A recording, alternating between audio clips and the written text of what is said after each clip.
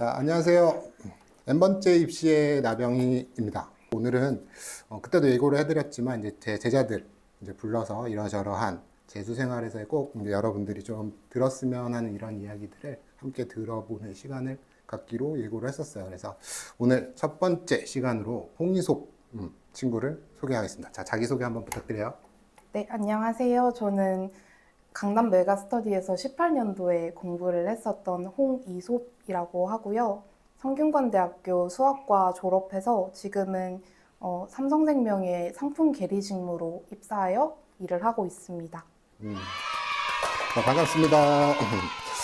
자, 제가 생각했을 때 굉장히 열심히 한 친구고, 이 친구가 그 공부하던 과정에서 가지고 있는 여러 가지 것들을 많이 줄 수 있겠다 생각이 들어서 첫 번째 제가 가장 베스트한 친구로 소개를 드리는 거니까 오늘 내용들 잘 들어보시고 얻어 가셨으면 좋겠습니다. 자, 먼저 첫 번째 질문을 좀 드려볼게요. 재도전을 했어요. 그러니까 어쨌든 현역 때 대학을 가지 않고 재도전을 해서 대학을 가게 됐는데 재수를 해야 되겠다라고 할 때 이런 마음가짐은 어땠는지. 이유랑 마음가짐을 좀 나눠서 설명을 드리고 싶은데, 첫 번째로 재도전을 했던 이유에 대해서 말씀을 드리면, 저는 제가 생각했던 나는 여기까지는 갈 수 있을 거야 라고 생각했던 거랑 실제로 제가 원서를 쓰고 거기에서 어디를 갈 수 있겠다라고 생각한 거랑 너무 괴리가 느껴진다라고 봤습니다. 그래서 거기에서 오는 아쉬움이 굉장히 컸고, 그리고 사실은 아쉬움보다도 더 컸던 거는 부끄러움이에요. 좀 스스로한테도 부끄러웠고, 주변 사람들이 이소비는 평소에 잘하니까 여기까진 갈 거야 라고 얘기를 했던 게, 내가 굉장히 좀 허세가 많은 사람이었나? 내가 이때까지 나를 잘 몰랐나? 라는 생각이 들면서 되게 부끄럽더라고요. 그래서 저는 다시 해가지고 좀 내가 생각한 만큼은 나 자신이 조금 더 높은 대학을 갔으면 좋겠다라는 생각이 들어서 재수를 하게 되었습니다. 그럼 현역 때 목표하던 대학쯤 또는 어떤 라인? 좀 생각했었던 대학 라인은 어느 정도였어요? 일단은 저는 창원에서 학교를 나왔기 때문에 그때 당시에 부산대 혹은 경북대 같은 직업도 괜찮았고, 또 서울로 간다라면 사실 서울은 어디든 괜찮다라는 입장이었어요. 근데 그래서 제가 생각하기에는 내 목표가 그렇게 높진 않지 않나? 내가 막 스카이를 가고 싶다고 한 것도 아닌데 갈 수 있지 않나? 라고 생각을 했는데, 실제로 수능 성적을 받고 나서는 상담을 할 때 제가 갈 수 있는 대학교가 생각도 안 해본 대학들이 막 이름이 나오는 거예요. 그래서 아쉬웠습니다. 그래서 두 번째로 마음가짐에 대해서 말씀을 드리면, 제가 사실 재수 허락을 받을 때 PPT까지 준비를 해서 나는 이렇게 열심히 해서 재수를 성공할 거야 라는 거를 부모님께 설득을 하고 싶었어요. 근데 막상 얘기를 해야지 하면서 내내 생각을 하면서 걷고 있는데 그냥 눈물이 나는 거예요. 그래서 길에서 울면서 재수시켜달라고 거의 떼를 썼어요. 근데 그렇게 허락을 받다 보니까 그때 그 감정이 내내 남더라고요. 그래서 하면서는 내가 다시 쳐서는 그때 느꼈던 그 감정을 절대 다시 안 느낄 거다라고 생각하면서 좀 공부를 했던 기억이 있습니다. 그러면 그 PPT는 준비만 하고 실행에는 못 옮기고? 네, 왜냐면 길에서 허락을 받았기 때문에 따로 보여드리지 않았습니다. 그럼 재수 생활에서 가장 중요하다고 생각하는 딱 하나를 꼽자라고 하면 어떤 게 있을까요? 방금 말씀하셨던 초심이라고 생각을 해요.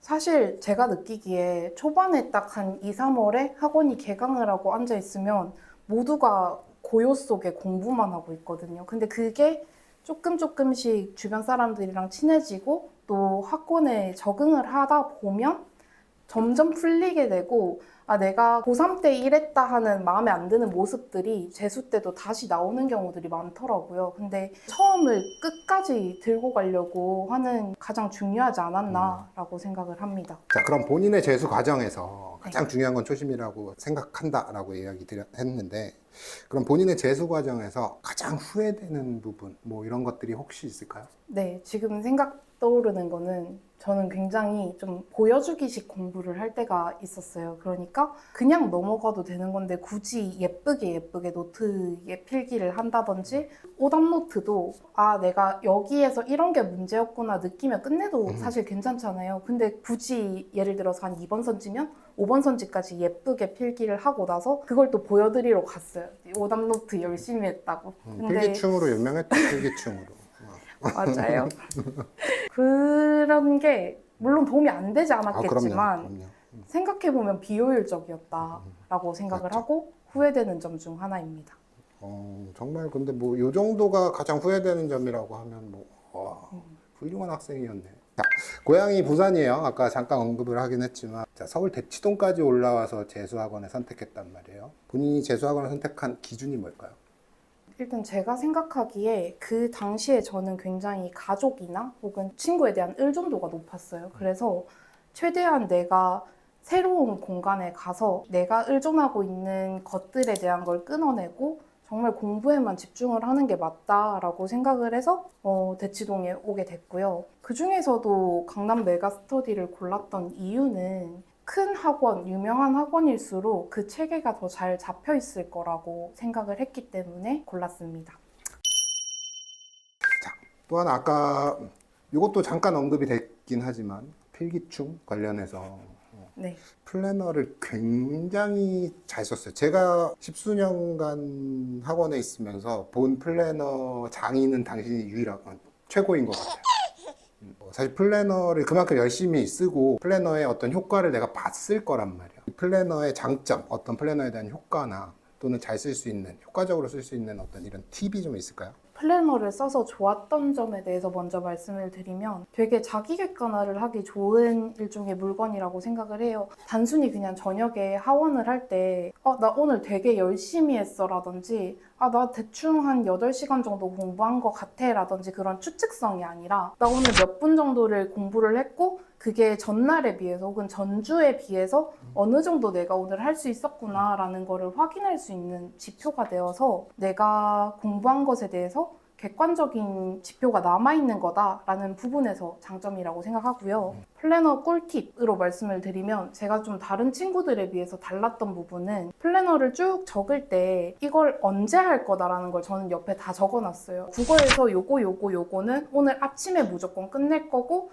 요거는 점심시간에 할 거고 요건 자투리 시간을 활용해도 되겠다라는 걸 옆에 적어놨었는데 이게 사실 듣기에 따라서 아니 그러면 좀 밀릴 수도 있는 거 아닌가 싶을 수도 있고 사실 정해져 있다라는 게 어떻게 보면 촉박함으로 다가올 수 있는 거잖아요. 근데 초반엔 그럴 수 있는데 일주일, 2주일만 해봐도 내가 이걸 하는데 어느 정도의 시간이 걸릴 거다라는 게 예측이 되기 때문에 저는 꽤 정확하게 그 시간을 적을 수 있었다고 생각합니다. 그러면 이게 매일 아침에 또는 전날 저녁에 내일 요거할 거야, 몇 시에까지 요거할 거야, 저거할 거야를 매일 손을 봐야 되는 거는 맞네요. 그죠. 근데 이제 일주일치 공부량을 미리 정해놓고 그걸 예를 들어서 오늘 갑자기 선생님이 숙제를 내주실 수도 있는 거잖아요. 그러면 제가 생각한 그 양을 못할 수도 있는 거니까 그러면 좀 유동적으로 조절이 되기도 하는데 결론적으로 봤을 때 일주일치의 공부량이 틀어지진 않는 딱 그렇게 공부를 했습니다. 자, 다음 질문을 좀 드려볼게요. 하루에 자신의 일정을 어떤 식으로 좀 썼는지, 그리고 주말을 어떻게 좀 활용했는지.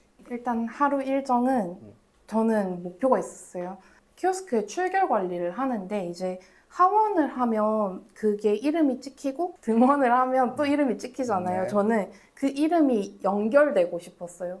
제일 늦게 가서 네. 제일 일찍 오고 네. 싶다. 그러면 제일 늦게 그 전날에 제일 늦게 간 사람이 이렇게 찍혀 있는 상태로 제가 제일 먼저 오면 이렇게 연속해서 찍힌단 말이에요. 맞죠. 그거 보는 게 되게 좋아서 저는 좀 늦게 가고 일찍 오는 편이었고요. 특히 정해진 등원 시간이 있으면 거기에서 한 1시간 반 정도를 제가 학원에 일찍 왔었는데 저는 아침에 국어 공부를 하는 게 좋았습니다. 그래서 아침에 딱 오자마자 비문학 지문이랑 문학 지문 딱 정해놓은 양만큼 끝내놓고 그러고 수업을 시작을 했죠. 쉬는 시간에는 보통은 영어 단어를 외우거나 아니면 질문을 하러 다니는 식으로 봤었고 점심 저녁 시간에는 주로 수학 문제를 풀었어요. 저는 수학을 꾸준히 좋아했고 좀 다른 과목들에 비해서는 잘하는 편이어서 야자 시간처럼 굵직하게 시간을 들고 갈 수 있는 시간에는 부족한 걸 하는 게 맞다고 생각했고 수학은 자투리 시간을 최대한 활용하고 싶었습니다. 그래서 점심 저녁 시간이나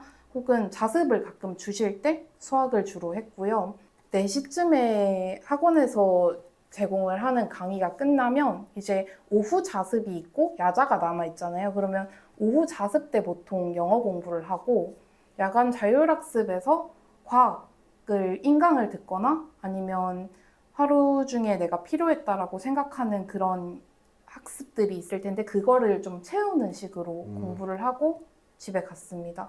그리고 집에 가서는 추가적으로 공부를 하진 않았고 도착하면 한 10시 반에서 11시 정도가 됐기 때문에 자고 그 다음날 아침에 일찍 일어나야지 라는 마음으로 다녔습니다. 고등학교 때도 그랬어요? 아니, 일찍 자고 일찍 일어나서 뭔가를 하려는? 고등학교 때는 새벽이 참 좋았습니다. 그죠? 네. 그래서 핸드폰을 담임 선생님께 맡기고 갔었습니다. 집에 갈 때 그냥 안 들고 가고 들고 가면 무조건 볼 수밖에 없고 보면 또 재밌고 재밌으면 한 새벽 3시쯤 되는 거거든요. 근데 그래서- 알고리즘이 기가 막히거든. 그죠? 그럼 주말은 어떻게 이용했어요? 주말은 저는 사실 주말에도 학원을 다 나오는 편이었는데 토요일, 일요일 전부 다 주말에 학원에 나와서 자습을 할 수 있었거든요.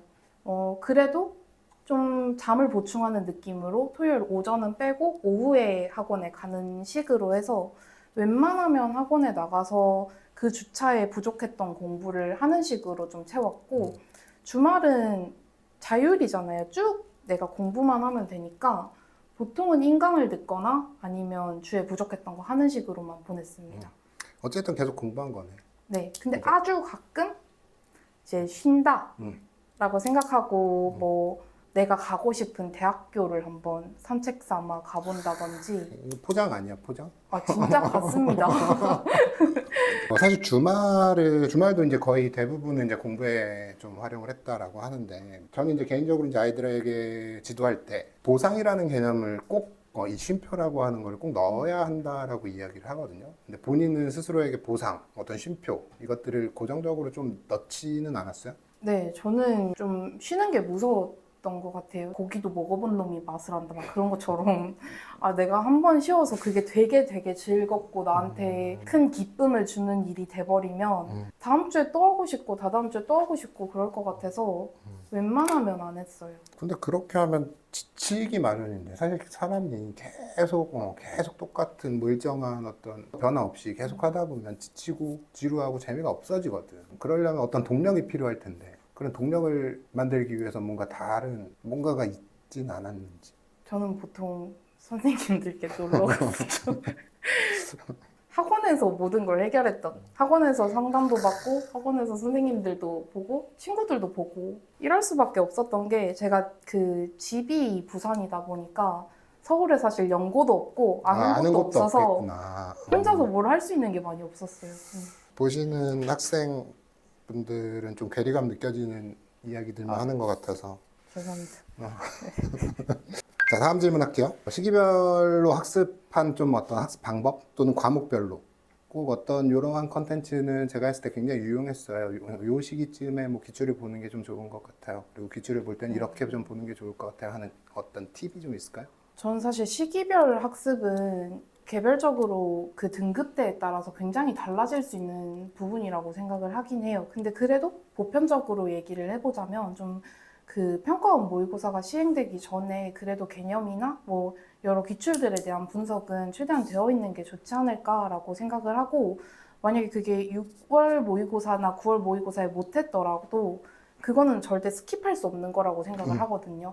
뭐 예를 들어서 개념을 한 7월쯤에 끝냈어요. 근데 9월 모의고사를 잘 보고 싶어서 아 나는 기출 분석 안 하고 시중에 판매되고 있는 그런 여타 모의고사들을 본다든지 혹은 교재를 활용하겠다 혹은 뭐 특강 같은 걸 들으러 가겠다라고 중간 과정을 스킵할 수도 있는 거잖아요. 근데 그거는 절대 하면 안 되는 거라고 개인적으로는 생각을 하고요. 시기별은 몰라도 그 단계별로 봤을 때 절대적으로 개념과 기출 분석에 투입돼야 되는 그 양이 무조건 필요하다라고 말씀을 드리고 싶습니다. 맞아요. 너무 좋은 말씀 해주셨어요. 성적에 연연하다 보면 뭐 절대량이 어느 정도는 존재를 한단 말이죠. 근데 이것들을 자꾸 뭐 줄이고 조금 진짜로 스킵하고 넘어가는 그런 경향성들이 분명히 있어요, 요즘. 진짜 개념이 사실 다다라고 해도 사실 무방합니다. 이 개념 없이 사실 기출을 보고 또 엔젤을 보고 뭐 실전 모의고사나 뭐 이런 거를 푼다고 해서 절대로 실력이 한 번에 좋아지지 않아요. 그죠? 기본이 정말 중요하다.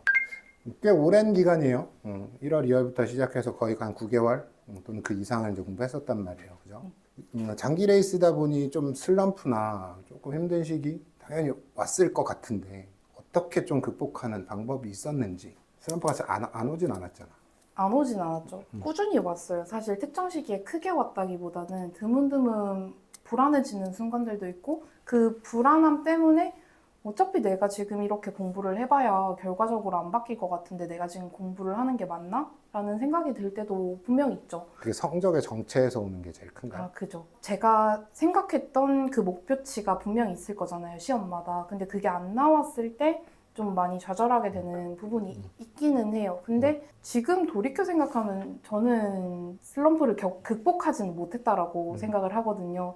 왜냐면 관리 방법을 알았다면 그 다음번에 그런 시기가 왔으면 빨리 탈출할 수 있었을 텐데 매번 그냥 힘들어 했어요. 그래서 특정한 극복 방법은 없었는데 다만 그래도 저는 울면서도 공부는 했습니다. 네. 저도 늘 하는 얘기예요. 특별한 방법은 없다. 그러니까 사실 많은 제자들이 있는데 이 친구들이 제가 이 질문을 많이 드리거든요. 사석에서도. 그 친구들이 거의 비슷하게 얘기를 해요. 어떤 누군가는 뭐 어떤 방법으로 좀 했어요. 저는 뭐 좋아하는 걸 했어요. 또는 전 이런 걸 해서 조금 일찍 좀 탈출한 것 같아요. 하는데 꽤 많은 친구들이 사실 방법은 없다. 근데 그냥 한다. 그럼 어느 순간 괜찮아져 있더라. 사실 이 얘기를 제일 많이 들었거든.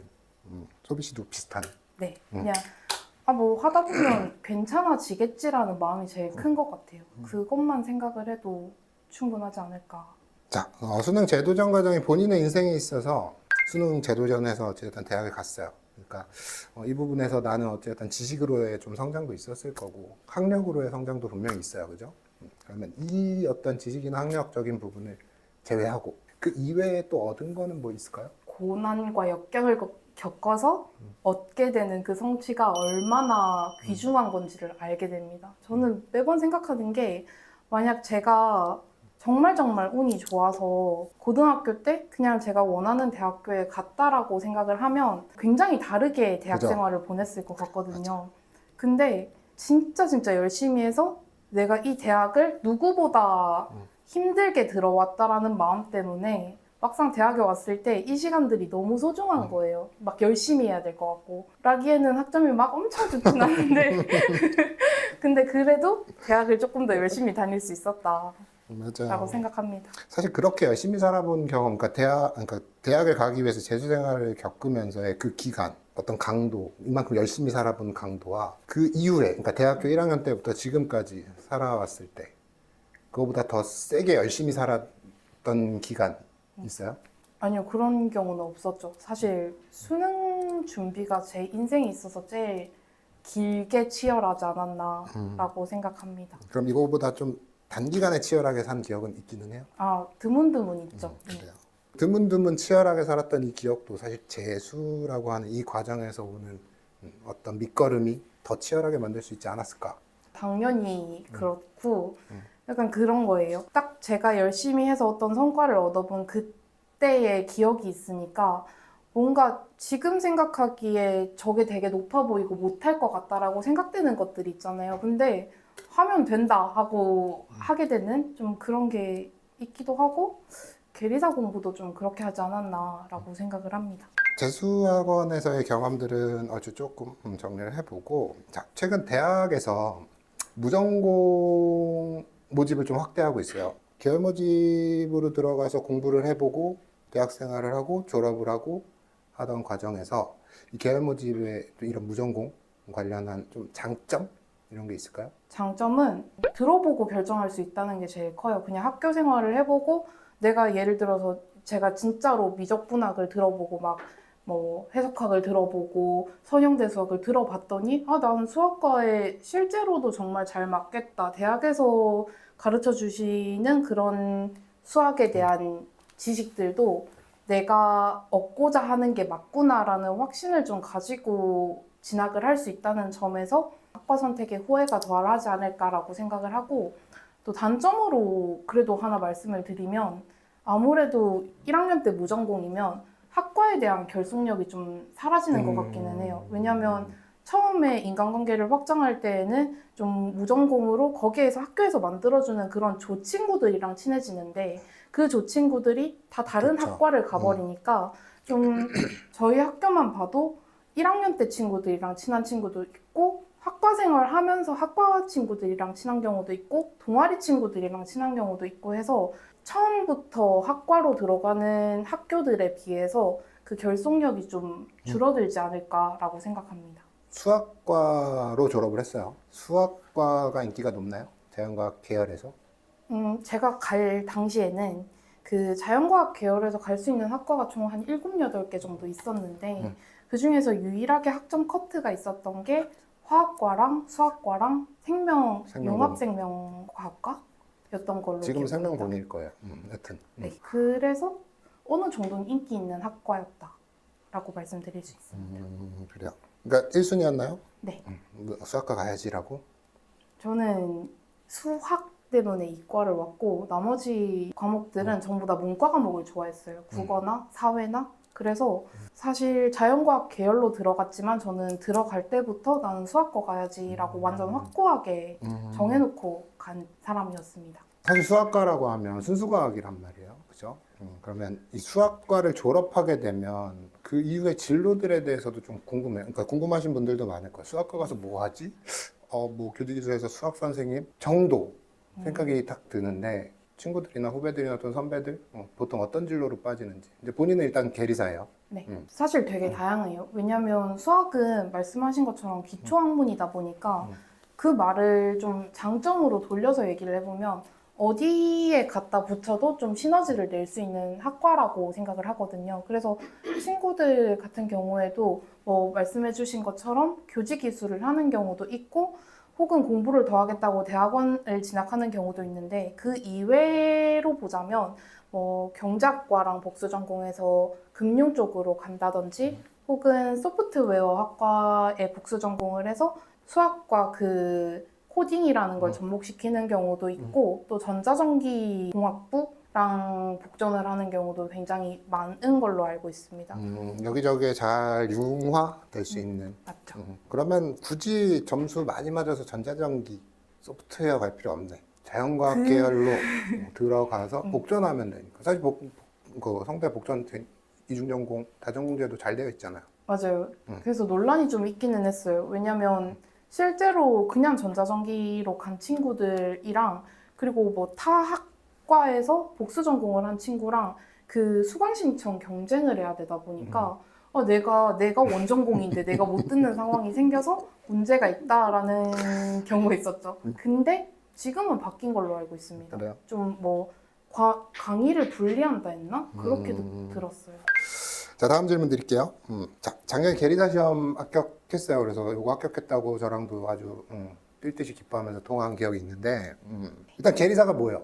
보험 계리사는 상품 개발을 하는 사람을 일컬어요. 그러니까 보험 상품을 판매하는 것만 보통 생각하시는 분들이 있는데, 그러면 이게 만들어지는 과정이 있을 거잖아요. 그걸 만드는 사람들이 보험 계리사라고 보면 되고, 개발된 상품이 어떤 식으로 좀 수익을 낼 수 있고, 뭐 그게 회사에 가져다 주는 위험은 어느 정도이고, 그러면 이 보험을 어떤 식으로 운용을 해야겠다라는 걸 결정하는 팀이라고 생각하시면 되는데, 그래서 전반적으로 아울러서는 보험 상품을 만들고 관리하는 직업이라고 생각을 해주시면 됩니다.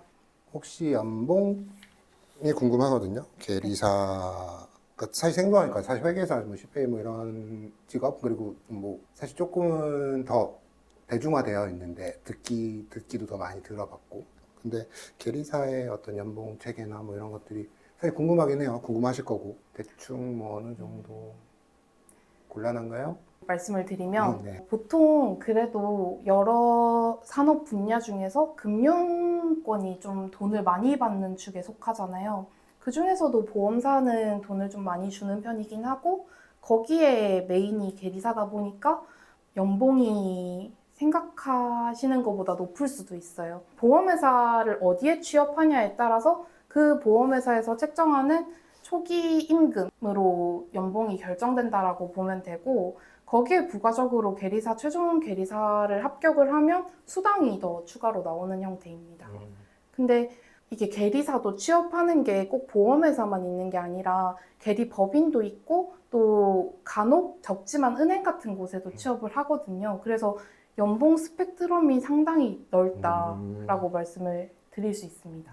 사실 취업 준비생, 그러니까 대학을 졸업하기 전부터 사실 취업 준비를 쭉 했을 텐데 대입 수험생일 때와 취업 준비생일 때와 공부의 강도, 양 이런 것들을 놓고 비교를 해보면 어디가 더 강도가 세고 조금 더 힘들었던 과정이었던 것 같아요? 사실 그게 절대적으로 비교는 불가능하다라고 생각을 해요. 워낙 그 결이 다른 시험이다 보니까 공부량 자체는 비교가 좀 힘들 것 같은데, 돌이켜봤을 때는 저는 수능이 조금 더 힘들긴 했습니다. 근데 그거는 그냥 시험의 난이도 자체가 더 어려워서라기보다도 그냥 멘탈적으로 그건 일생을 살아오면서 처음 겪는 굉장히 큰 시험이잖아요. 거기에서 오는 힘듦이 컸고, 계리사 시험 같은 경우는 사실 막 멘탈이 흔들리거나 막 힘들거나 했던 거는 거의 없었어요. 왜냐면 말씀드린 것처럼 그렇게 수능을 쳤을 때 큰 관문을 한번 넘어봤고, 그거에 따라서 그 사이사이에 있는 여러 그 고난과 역경을 조금 극복해본 누적치가 쌓였을 거잖아요. 그래서 막상 계리사 공부할 때는 그냥 뭐 열심히 하면 되겠지라는 마음으로만 공부를 할 수 있었다고 생각해요. 그래야 조금 더 집중할 수 있었던 게 더 컸나 보다. 시청자분들한테 인사 한번. 네. 제가 생각보다 긴장을 해가지고 말이 좀 횡설수설했는데 지금까지 시청해주셔서 감사합니다. 감사합니다. 저는 다음 컨텐츠로 인사드리겠습니다. 감사합니다. 감사합니다.